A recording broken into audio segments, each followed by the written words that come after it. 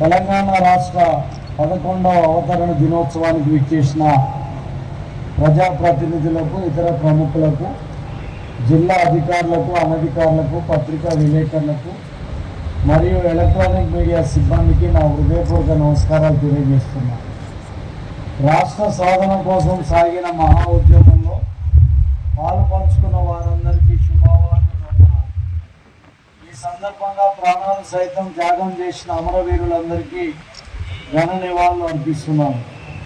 తెలంగాణ రాష్ట్ర అవతరణ ఉత్సవాలు ఈరోజు మనం ఉత్సాహపూరిత వాతావరణంలో జరుపుకోవడం ఎంతో ఆనందంగా ఉంది. తెలంగాణ రాష్ట్రాన్ని భారతదేశంలోని అగ్రస్థానంలో నిలిపేందుకు గౌరవ ముఖ్యమంత్రి రేవంత్ రెడ్డి గారి నాయకత్వంలో తెలంగాణ రైజింగ్ 2047 విజన్తో ప్రజాప్రభుత్వం ముందుకు సాగుతుంది. తెలంగాణ రాష్ట్ర అభివృద్ధికి, ఆర్థిక, సామాజిక పరిపాలన రంగంలో ఆదర్శవంతమైన లక్ష్యాలతో తెలంగాణ రైజింగ్ 2047 విజన్ డాక్యుమెంట్ను రూపొందించినట్టు గౌరవ ముఖ్యమంత్రి రేవంత్ రెడ్డి గారు ఇటీవల జరిగిన నీతి ఆయోగ్ సమావేశంలో వెల్లడించడం జరిగింది. తెలంగాణ రైజింగ్ 2047 కీలక అంశాలు. తెలంగాణ రైజింగ్ 2047 విజన్లో 4 కీలక అంశాలు ఉన్నాయి. పేదల సంక్షేమము, సమగ్ర పాలసీల రూపకల్పన, ప్రపంచ స్థాయి ఇన్ఫ్రా డెవలప్మెంట్, పారదర్శక సుపరిపాలన లక్ష్యాలను ప్రాధాన్యతనిస్తాను. ఈ లక్ష్యాల సాధనకు ప్రభుత్వం ఇప్పటికే పలు చర్యలు చేపట్టడం జరిగింది. తెలంగాణ సమగ్రాభివృద్ధికి ఇప్పటికే welfare and social justice policy, green energy policy, infra and industrial policy, tourism పాలసీలను ప్రభుత్వం సిద్ధం చేసింది. ఈ విజన్ డాక్యుమెంట్ భవిష్యత్ తెలంగాణకు ఒక భగవద్గీత. ఇది తెలంగాణ రూపురేఖల్ని మార్చేస్తుంది. ఆడబిడ్డలకు అన్నదండలు. ఆడబిడ్డలు ఆనందంగా ఉన్న ఇంట మహాలక్ష్మి తాండవిస్తుంది.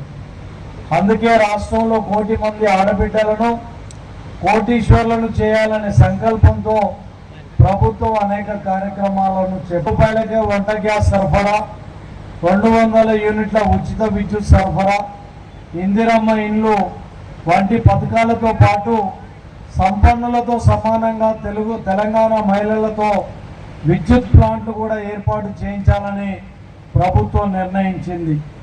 మహిళలు పెట్రోల్ బంకుల నిర్వహణ, మహిళా శక్తి క్యాంటీన్ల నిర్వహణ చేపట్టారు. ఈ చట్టంలోని నిబంధనలు పారదర్శకంగా, సమగ్రంగా, భూ వివాదాలకు తావు లేకుండా భూ యజమానుల హక్కులు పూర్తిగా పరిరక్షించడానికి రూపొందించబడ్డాయి. డిజిటల్ మ్యాపింగ్ వ్యవస్థ, ఆధునిక సాంకేతికతను ఉపయోగించడం ద్వారా భూభారతి లావాదేవీల్ని సులభతరం చేసి సక్రమమైన భూ రికార్డుల వ్యవస్థను ఏర్పాటు చేయడానికి దోహదం చేస్తుంది. జిల్లాలోని లింగంపేట మండలంను పైలట్ ప్రాజెక్టుగా ఎంపిక చేసి 23 గ్రామాలలో రెవెన్యూ సదస్సును నిర్వహించడం జరిగింది. ఇటు రెవెన్యూ సదస్సుల్లో రైతుల నుండి భూ సంబంధమైన సమస్యల పరిష్కార నిమిత్తం 4225 దరఖాస్తులను స్వీకరించడం జరిగింది. ఇటు దరఖాస్తులను క్షేత్రస్థాయిలో విచారణ చేసి అన్ని దరఖాస్తులను పరిష్కరించి లింగంపేట మండలంను భూ వివాద రహిత మండలంగా చేయడం జరిగింది.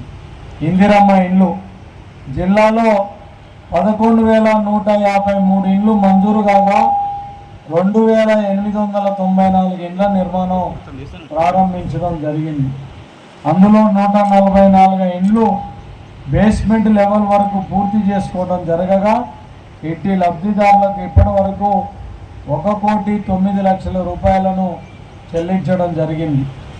అమృత్ 2.0 జిల్లాలోని 3 పురపాలక సంఘంలో అమృత్ 2.0 పథకం కింద 180 కోట్ల రూపాయలతో చేపట్టిన నీటి సరఫరా పనులు పురోగతిలో కలవు.